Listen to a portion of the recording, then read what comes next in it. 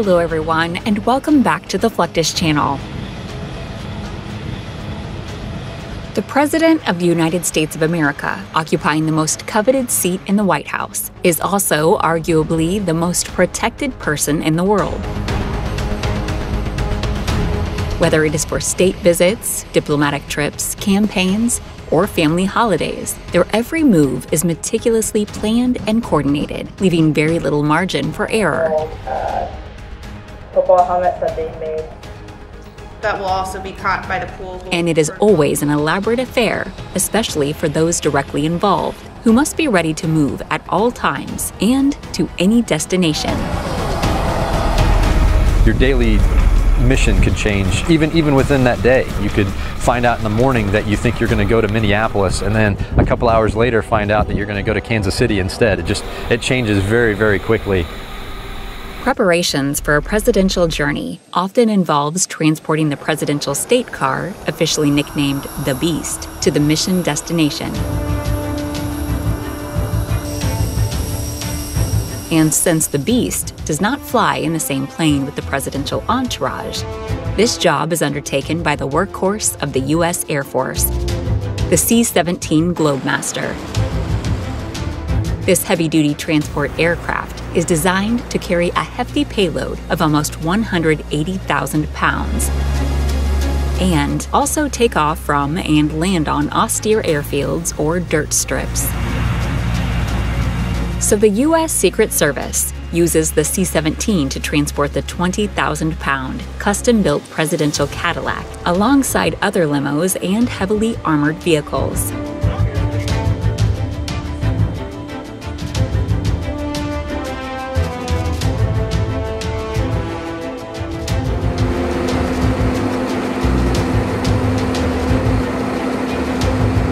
The White House Transportation Agency, or WHTA, looks after the motor vehicle transportation needs of the president, as directed by the White House Military Office.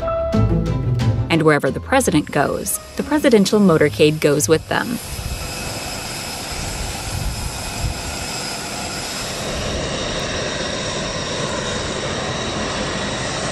Coordinating the presidential motorcade is no easy feat for the WHTA either, as the presidential retinue usually includes 40 to 50 vehicles. These vehicles, in the long, well-protected convoy, are meant to carry the First Family, White House staff, official guests of the First Family, and other authorized personnel. The presidential state car is a custom-made stretched limo built to provide maximum security to its VIP passengers.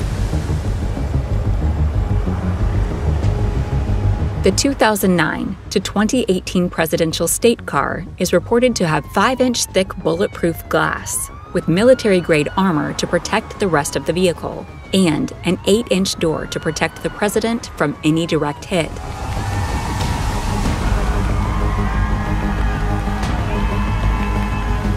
The tires of the custom-built limousine are reported to be Kevlar reinforced, which makes it puncture-resistant. Because of the heavy protections around the vehicle, the presidential state car can only reach about 60 miles per hour.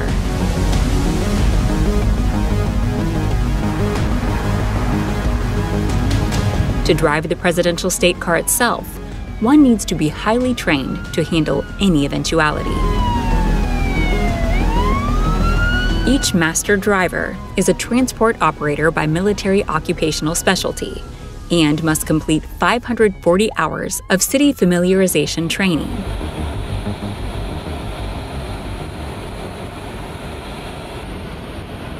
They take their training very seriously. For example, prior to the presidential inauguration processions, a simulated attack training is conducted to better prepare all involved with the procedures covering all foreseeable eventualities.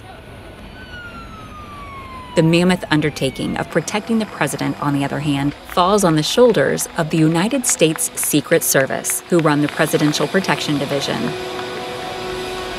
These agents are highly trained in handling firearms, combat, as well as self-defense. Those selected to the Presidential Protective Division will serve a minimum of 6 years to protect the president, The Secret Service unit is also responsible for making sure the presidential state car is in top condition and eventually demolishes it when it runs its course. I'm one of many mechanics that work on all the armored vehicles, and any issues the vehicles have, we take care of, we maintain them, and look after them. When the beast is on the move, it is usually accompanied by a number of Secret Service counter-assault team vehicles, and depending on the situation and location, can be changed to optimize safety. The route car or pilot car lead the pack, followed by the sweepers that are made of police motorcycles and cars to clear the route.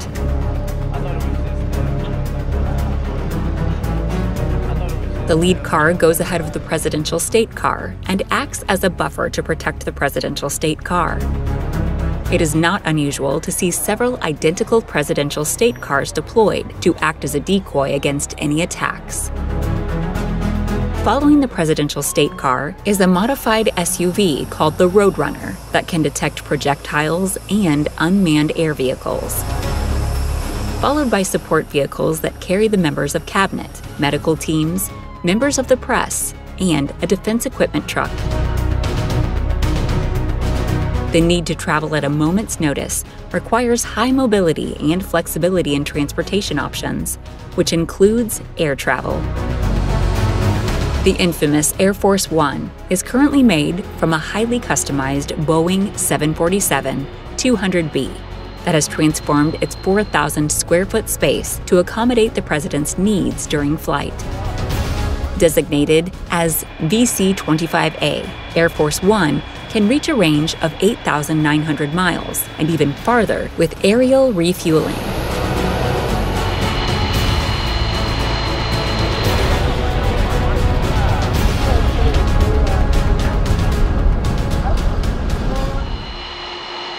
As of 2022, the aircraft still maintains its distinctive Raymond Loewy livery that was first introduced in 1962 on the first jet aircraft that was specifically built for the president. The modified Boeing 707, given the designation VC-137, was introduced during President John F. Kennedy's administration. The historic aircraft holds many significant memories and is currently preserved at the National Museum of the United States Air Force in Ohio.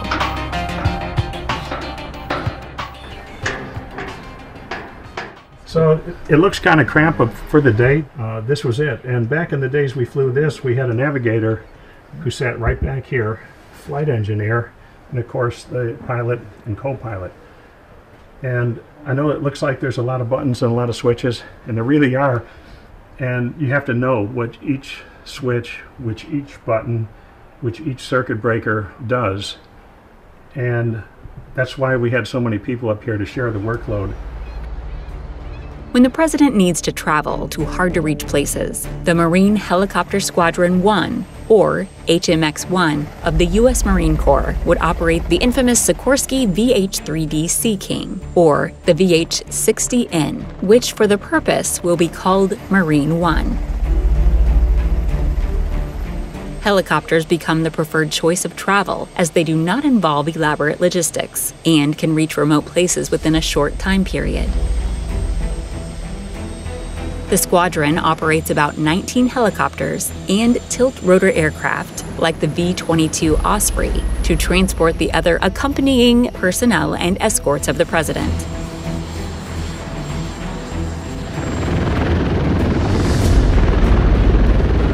On a typical presidential flight, about 5 to 6 identical helicopters are deployed as decoy.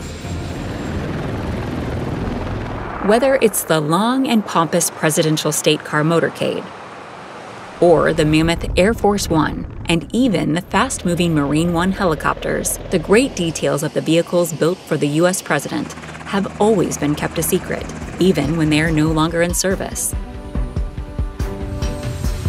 But what is certain, it doesn't come cheap. From the highly customized vehicles to the manpower needed to coordinate and operate, it can rake up millions of dollars to get the president from point A to point B. But for the most coveted seat of the White House and the Commander-in-Chief of the nation, the price of their safety can be limitless.